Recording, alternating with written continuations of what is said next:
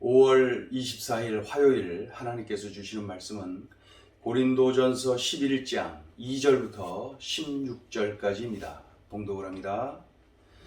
너희가 모든 일에 나를 기억하고 또 내가 너희에게 전하여 준 대로 그 전통을 너희가 지킴으로 너희를 칭찬하노라. 그러나 나는 너희가 알기를 원하노니 각 남자의 머리는 그리스도요 여자의 머리는 남자요 그리스도의 머리는 하나님이시라. 무릇 남자로서 머리에 무엇을 쓰고 기도나 예언을 하는 자는 그 머리를 욕되게 하는 것이요 무릇 여자로서 머리에 쓴 것을 벗고 기도나 예언을 하는 자는 그 머리를 욕되게 하는 것이니 이는 머리를 민 것과 다름이 없음이라. 만일 여자가 머리를 가리지 않거든 깎을 것이요 만일 깎거나 미는 것이 여자에게 부끄러움이 되거든 가릴지니라. 남자는 하나님의 형상과 영광이니 그 머리를 마땅히 가리지 않거니와 여자는 남자의 영광이니라. 남자가 여자에게서 난 것이 아니요 여자가 남자에게서 났으며 또 남자가 여자를 위하여 지음을 받지 아니하고 여자가 남자를 위하여 지음을 받은 것이니 그러므로 여자는 천사들로 말미암아 권세 아래 있는 표를 그 머리 위에 둘지니라. 그러나 주 안에는 남자 없이 여자만 있지 않고 여자 없이 남자만 있지 아니하니라. 이는 여자가 남자에게서 난 것 같이 남자도 여자로 말미암아 났음이라. 그리고 모든 것은 하나님에게서 났느니라. 너희는 스스로 판단하라. 여자가 머리를 가리지 않고 하나님께 기도하는 것이 마땅하냐? 만일 남자에게 긴 머리가 있으면 자기에게 부끄러움이 되는 것을 본성이 너희에게 가르치지 아니하느냐? 만일 여자가 긴 머리가 있으면 자기에게 영광이 되나니 긴 머리는 가리는 것을 대신하여 주셨기 때문이니라. 논쟁하려는 생각을 가진 자가 있을지라도 우리에게나 하나님의 모든 교회에는 이런 관례가 없느니라. 아멘. 고린도 지역에 이런 문화가 있습니다. 어떤 문화냐면 여성들이 외출을 하거나 어떤 공적인 자리에 참석을 할 때는 머리에 수건을 쓰는 그런 문화입니다. 그런데 그 지역에 변화의 바람이 불었어요. 여성들에게 있어서 어떤 변화의 바람이죠. 수건을 쓰지 않는 거예요. 수건 쓰지 않고 외출하고 수건 쓰지 않고 공적인 자리에 참석을 하고 이런 여성들이 한 명, 두 명 늘어나기 시작했던 것이죠. 그러다 보니까 고린도 교회에 예배를 드리는데 이 예배의 자리에 수건을 쓰지 않고 참여하는 여성도들이 하나 둘 늘기 시작했던 것이죠. 그러자 교회 안에 논쟁거리, 논란거리, 아주 갈등거리가 되었습니다. 그래서 이것을 어떻게 해야 됩니까? 하면서 사도 바울에게 질문한 거예요. 그거에 대한 답변이 오늘 본문에 기록이 되어 있는 것이죠. 먼저 사도 바울은 이 답변을 하면서 시작할 때에 먼저 칭찬을 합니다. 그동안 수건을 쓰는 이 전통을 잘 지켜온 고린도 성도들을 칭찬합니다. 우리 2절 읽어요. 너희가 모든 일에 나를 기억하고 또 내가 너희에게 전하여 준 대로 그 전통을 너희가 지킴으로 너희를 칭찬하노라. 그러나 문제를 정면으로 직시하고 다루는 사도 바울의 단호함도 볼 수가 있습니다. 사도 바울이 여자들이 수건을 벗고 예배 참석하는 거 그거 안 된다. 수건을 쓰는 것이 좋다. 수건을 써라. 정면으로 이 문제를 다루죠. 5절을 읽습니다. 5절 무릇 여자로서 머리에 쓴 것을 벗고 기도나 예언을 하는 자는 그 머리를 욕되게 하는 것이니 이는 머리를 민 것과 다름이 없음이라. 좋은 전통을 잘 지켜왔는데 그래서 교회 안 그 성도들 사이에 문제가 없었고 교회 밖 불신자들을 전도하는 데에도 문제가 없었는데 왜 수건을 쓰지 않는 것이냐? 이거 잘못되었다. 이렇게 주장하고 있지요. 더욱이 당시 이 사회에서는 어떤 인식이 있었냐면은 그 당시에 모든 여성들은 외출하거나 공적인 자리에 참여할 때는 수건을 쓴다 그랬죠, 머리에. 그런데 창기들은 쓰지를 않았습니다. 창기들은 수건을 벗고 돌아다니고 창기들은 수건을 벗고 아무데나 참석하고 그랬습니다. 그러니 성도들은 물론이고 불신자들이 교회를 가보니까 창기들이 이렇게 많네, 수건 안 쓰고들 앉아있잖아요. 그러한 인식을 주면은 전도문 막히고 우리 교회 안에 성도들 사이에서 마음 불편해하고 거리끼는 그러한 식구들이 있지 않겠느냐. 이런 분위기 속에서 여성의 권리를 주장하고 더 이상 전통에 속박당하지 않겠다 하면서 여권신장을 외치면서 수건을 벗어버린 그 여성도들, 이 사도 바울이 질책하면서 그 문제를 아주 구체적으로 해석하고 풀어주는 그러한 모습을 볼 수가 있습니다. 자, 그러면 오늘 주시는 메시지입니다. 첫째, 남자와 여자의 역할의 차이를 인정하고 존중하라.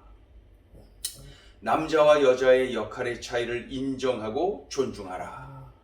이 남자와 여자는 모두 하나님께로부터 나왔다는 거, 그것을 강조하죠. 하나님께서 자신의 형상대로 만드셨어요. 남자, 여자 모두 본질적으로는 우열의 차이가 없어요. 왜? 동등해요. 하나님의 형상대로 만들어진 존재들이니까요. 자, 11절, 12절 읽습니다. 그러나 주 안에는 남자 없이 여자만 있지 않고 여자 없이 남자만 있지 아니하니라. 이는 여자가 남자에게서 난 것 같이 남자도 여자로 말미암아 났음이라. 그리고 모든 것은 하나님에게서 났느니라. 남자나 여자나 모두가 다 하나님께로부터 났다는 거예요. 하나님이 만드셨어요. 그래서 우열의 관계가 아닙니다. 동등합니다. 그렇죠? 하나님의 형상대로 지으심을 받은 동등한 존재다. 남자, 여자. 본질적으로 우열의 차이가 없어요. 네. 그러나 역할의 차이가 존재한다는 걸 알아야 되겠죠? 네. 역할의 차이가 존재한다. 우리 3절을 보시면은, 그러나 나는 너희가 알기를 원하노니 각 남자의 머리는 그리스도요 여자의 머리는 남자요 그리스도의 머리는 하나님이시라. 그리스도의 머리가 하나님이시라.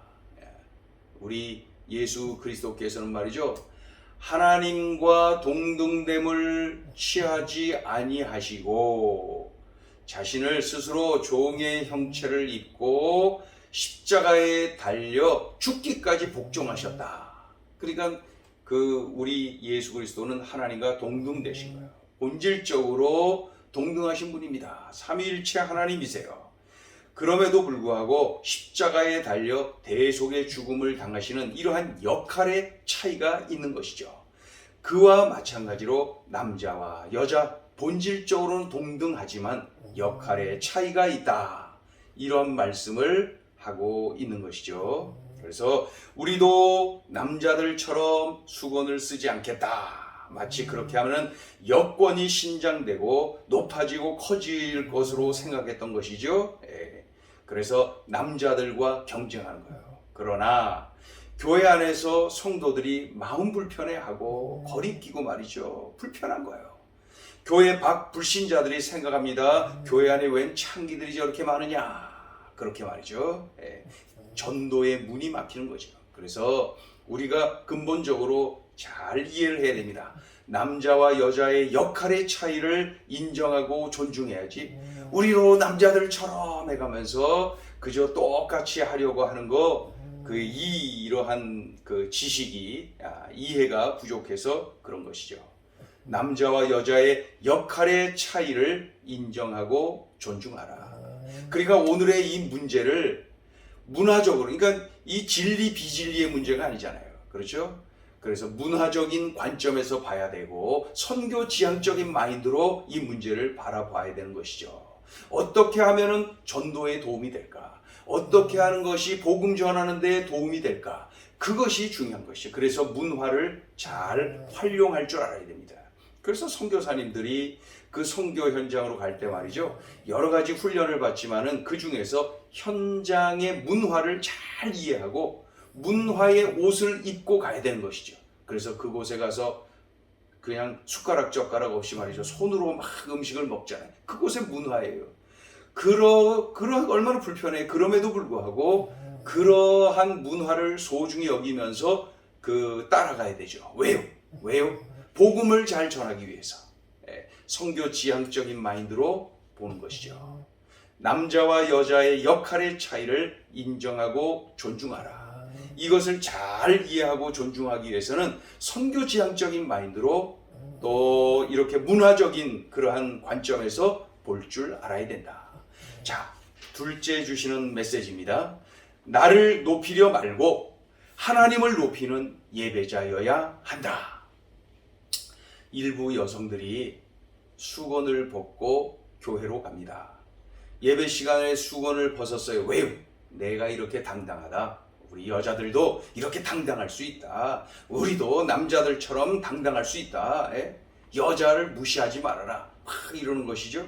결국 예배의 자리가 하나님을 높이는 자리가 아니라 자신을 드러내는 자리, 데모하는 자리, 어필하는 자리, 더욱이 여러 성도들에게 거리낌을 주는 자리, 그리고 교회 밖 불신자들에게는 잘못된 인식을 심어주는 전도문을 막는 자리가 되고 있는 것이죠.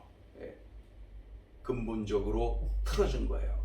나를 높이려 말고 하나님을 높이는 자리여야 되는 것 아닙니까? 예배의 자리가. 그 예배하러 가놓고 왜 자신을 어필하고 자신을 드러내고 자신을 데모하는 그러한 도구로 예배를 활용합니까? 그러면 안 되죠. 나를 높이려 말고 하나님을 높이는 예배자여야 한다. 지금 이 자리는 예배의 자리입니다. 나는 낮아지고 부서지고 감춰지고 오직 하나님만을 높이는 그러한 자리, 그러한 예배자여야 한다. 이 본질을 붙잡아야지요. 그럴 때에 이러한 문제들을 잘 활용할 수가 있습니다. 우리가 본질은 양보하면 안 돼요. 그러나 문화, 이 본질인 복음을 담는 그릇인 이 문화는 우리가 얼마든지 우리가 그것을 활용하고 그것을 잘 좋게 받아들이고 따르고 그럴 줄 알아야 됩니다. 본질이신 이 복음을 변질시키는 문화가 아니라면은 그 문화를 잘 활용하는 지혜, 그 문화에 복음을 담아서 전하는 그러한 지혜가 우리에게 있어야 되는 것이죠. 그래서 여자들이 수건을 쓰니만이 문화적인 관점에서 봐야 되고요. 선교지향적인 관점에서 봐야 되는 것이죠. 그럼 그 문제는 잘 해결이 됩니다. 사도 바울이 그것 가르쳐주고 있어요. 우리들의 삶 속에서 여러 가지 이러한 비슷한 유의 이러한 논쟁거리가 있을 수 있습니다. 그때 살짝 좀 이렇게 방향을 들어서 선교 지향적으로 어떻게 하면 복음이 더 잘 전해질 수 있을까? 어떻게 하면 상대방을 잘 이해할 수 있을까? 그럴 때에 오늘 본문을 그렇게 적용해서 우리들에게 가르쳐 주신 것처럼 우리들도 삶 속에서 그렇게 적용하여서 승리하고 또 풀어내고 이겨낼 수가 있는 것입니다. 기도하겠습니다. 하나님 아버지 감사합니다. 문제가 있었는데 선교지향적으로 바라보니 해결이 됩니다. 문화의 관점에서 바라보니 해결이 됩니다. 하나님 아버지, 참으로 오늘 들려주신 말씀을 나의 삶의 현장에서 잘 적용하는 지혜를 주시고, 참으로 우리 하나님께서 은혜를 더하여 주셔서 오늘 주신 이 말씀을 우리들의 삶의 현장에서 살아내어서 복음 전하는 데에, 그리스도의 향기를 풍기는 데에 아름답게 쓰임받는 우리의 삶이 되게 하여 주옵소서. 예수님의 이름으로 기도 올려 드리옵나이다. 아멘.